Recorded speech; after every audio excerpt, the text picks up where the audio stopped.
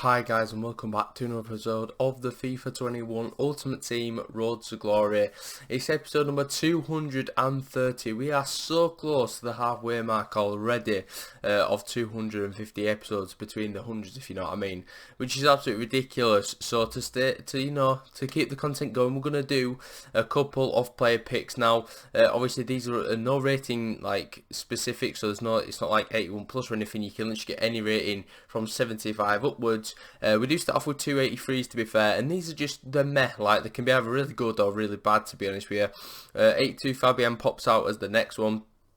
Now, as you can see there, we didn't even get a player above 80 rated, so we'll just take the young, and they're just meh. Like, yeah, Burke is decent. I mean, to be honest, any 83, 84 is a bonus, or above, you know, you're absolutely laughing. So Maguire comes out there, and obviously speaking of Harry Maguire, he's of course English, and he has been included into the squad for the Euro 2020, but obviously it's getting played in 2021. It's an interesting choice that Southgate's done, you know, picking 4 right backs. It's probably a bad idea, but obviously he says it's the best. He's basically picked the best 26 players of the English team, like not just leagues. I mean, like position specific, if you know what I mean. But even still, why would you pick 4 right backs? Like, you're not going to play a formation with 4 right backs. At least at least 2 would be alright, maybe 3 at a push, like for example. So you're going to pick Reece James, who I personally think is England's best right back. You're going to play him. Then you're going to have maybe a Kyle Walker, simply because he can play as a centre back in a back 3, which is quite pivotal. Obviously in a squad of 26, you're going to need players that play in lots of different positions in case you get injuries, and obviously that allows you to have like backups for different positions. And then obviously you've got yourself Trent Alexander-Arnold. Now, he's obviously more of a sort of wing back because he can't really defend. I mean, yeah, he can still defend, but I'd probably pick him as my third choice. He's not been great this year. Like, the first half of the year wasn't great. Second half, he did do better, but I don't think it's enough to play for England in the starting 11. So I'd probably pick him as a third choice, but then you don't need a fourth choice in Kieran Trippier. Now, I know Trippier's got obviously the free kicks. He scored a free kick for us in the World Cup in 2018 against Croatia. We all know this. It was a very good free kick, but I don't think he's good enough against the other fullbacks to warrant a place in the side. So, you know, instead of picking another fullback, we should have picked like a midfielder, like a Ward-Prowse, who again, he's another free kick taker. He's very, very good at them, and especially with whipping them in to like a Harry Kane or obviously Harry Maguire in the box at like the 90th minute if we need a goal. They're the men that you turn to, not like, you know, Trippier. You don't really turn to whip a free kick in. He just scores them,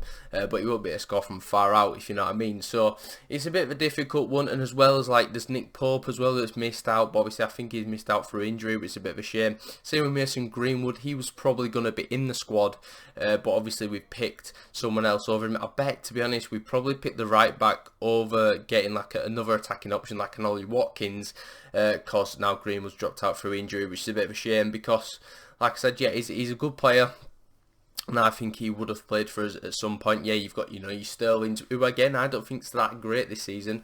You've got your Harry Kanes, who has to play. You've also got you got Sancho. I mean, is he really a starter? To be honest, I'd probably rather have like a Foden or a Grealish playing in the side over Sancho, because he's not been great this season in my opinion, and like the hype just sort of died down around him. Whereas if you look at like even a Mount actually, thinking about it, but Foden especially, he's done really, really well in the Champions League this season. Obviously they lost out to Mason Mount and Chelsea, which is a bit of a shame for them, but I probably prefer Chelsea to win it anyway. So anyway, that's enough talk about England for one day. You know, you could ramble on for absolutely ever. We're just in the background doing a couple of like 83 plus players. We're doing player picks out of our ears, and out of this 83 plus, we're going to actually get ourselves a walkout, and it's going to be a team of the season, and it's going to be unfortunately American. I mean, no offense to Americans, but I didn't want to see that when I saw the team of the season flare, and it's actually going to be Zimmerman. Now, I don't think, but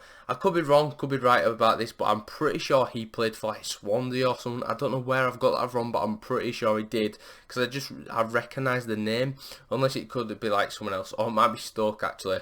Can't really remember. But anyway, we've got another 7 player picks here, hoping to hit something big, and we do. We get a team of the season, but it's Zimmerman. We're literally the pack after we got him. We did a few player picks, and that is the first player that we got, so that was quite funny.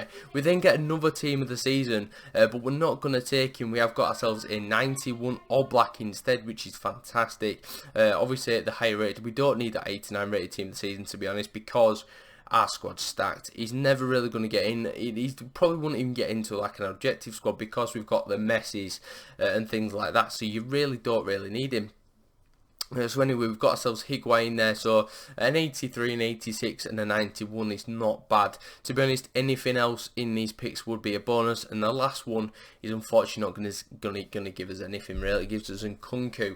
So, you know, we'll take Zimmerman and he will go into an SBC. Now, the SBC is going to go into is going to be Husam Aouar. Now, I absolutely love this. I love this freeze card, and obviously he got released like by accident for 2 squads for bronzes, but unfortunately we missed out on that. A few people did get that, but unfortunately we didn't, and you know, we're going to just complete him anyway. We're going to put in Pastore, a couple of high rated players, as you can see here, Sabitzer. We've got 2 versions of him though.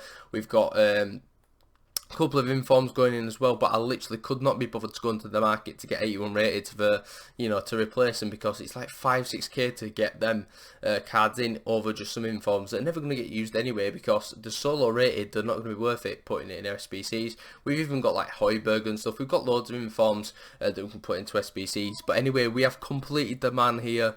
Obviously not his freeze this time, this is team of the season. I remember doing his, he did like, well, he had a team of the season FIFA 19 as well. That was an SBC and it was absolutely incredible. So I wanted to bring back the memories, basically the nostalgia. He's a 4-star player with some cracked stats. He looks incredible. Agility balance is very good. The pace as well, and obviously the shooting stats. I'm probably going to play him cam if we do play him, but I don't know where that fits in, because obviously we play 4-4-2 at the minute. Maybe we switch to a 3-back again.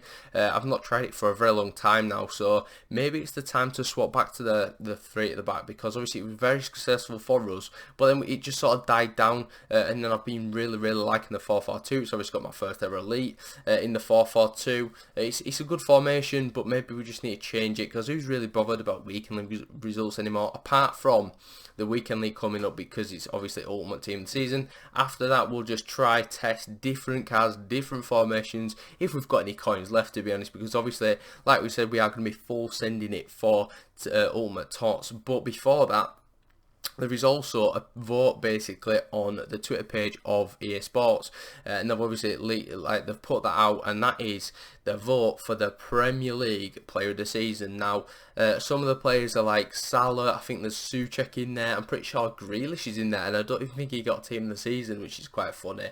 And there's a few other players in there like Bruno Fernandes. So if like a Bruno Fernandes wins it, they will get an SBC, right? So that will interest me if it's like a Bruno. If it's a Bruno, like a De Bruyne, someone like that, I will probably do it. Probably not like a Salah, because we've already got his team of the season untradeable.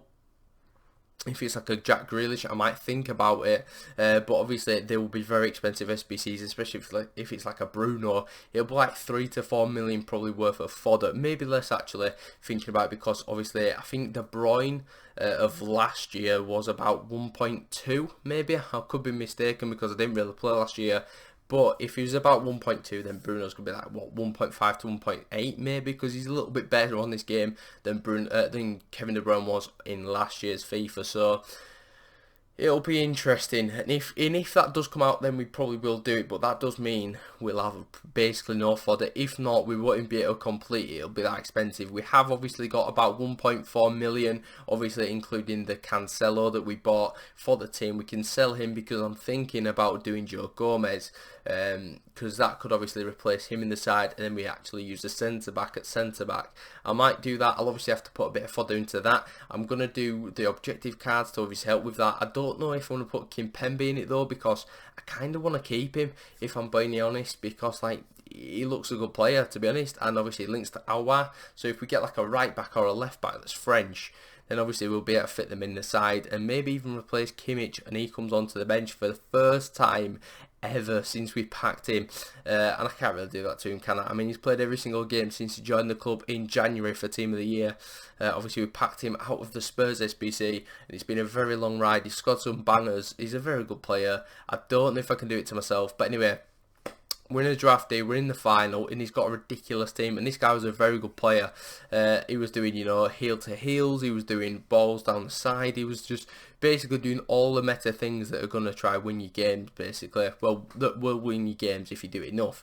And to start off this game, just 90 minutes on the clock, we do go 1-0 up through Team of the Year Mbappe, not Team of the Season. It'd be nice if I could try his Team of the Season, but, you know, it just didn't give me him. It give me Team of the Season, no, Team of the Year, Lewa and Mbappe in the same pick, and then luckily enough we got Team of the Season Lua on like the bench at some point, which was actually quite good.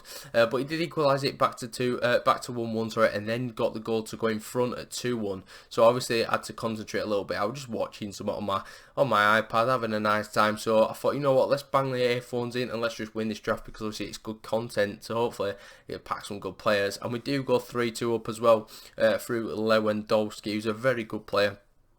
And that is going to see the win off 3-2 in the end. I will take that. I didn't have a lot of possession, but what I did with my shots went into the back of the net, and that's all that matters. So here we go then. What can we get from winning the draft? It's going to give us a 50k pack. Now that's actually quite decent. Hopefully it gives us something good. We'll open the 5k pack first, of course. Is this going to be anything good? Unfortunately it's not going to be anything good, but you don't really expect that from a 5k pack. And we're now going to move on into the big pack. The 50k pack is all players. Come on, just give me that walkout. Give me a Team of the Season. Just give me like a Depay or just something. I don't ask for much. It's not even a board. Honestly, all that for that. Who did we actually get? Ruben Neves for winning the draft. It's just not great, is it? But that is going to pretty much wrap up the end of the episode. So if you enjoyed the England talk and things like that, and if you're new to the channel, then, you know, go ahead and go down below, subscribe to the channel, click the notification bell so you don't miss an episode, and I will catch you in the next one tomorrow.